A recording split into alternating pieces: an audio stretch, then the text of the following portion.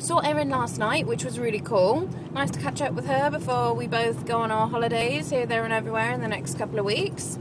And yeah, we were talking about flight experiences we've had. We both say, I don't understand.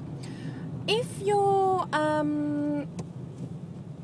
want extra legroom, you have to pay for it, which is fine. If you're like a normal sized person, no problem with that.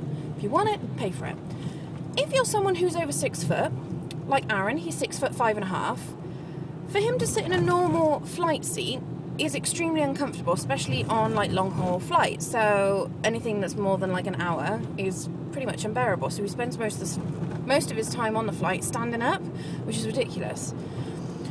Shouldn't there be some kind of rule where if you're over, say, 6 foot or 6 foot, I don't know, something, you should get upgraded to extra legroom or exit seats for nothing?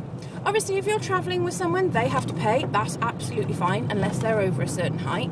But I think it should be on, like, that should be standard.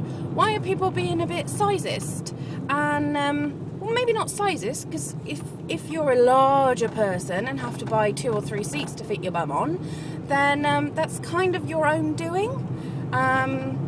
You can kind of do something about your weight. But if you're over 6 foot, that's not your own doing. That's not something that you've actively sought out to become. You've just grown that way. So why are people like Aaron kind of discriminated against because he's over 6 foot and has to sit in a tiny chair that fits maybe like a 5'7" person like me? I don't think it's very fair. And does anybody else agree with me? Is anybody else out there over 6 foot and have an absolute nightmare on a flight because the seats are so small? It's not fair that I have to pay an extra £50 each way for Aaron to be comfortable. Surely it's like encroaching on his human rights or something. Okay, I've finished my rant. Sorry. Rant over.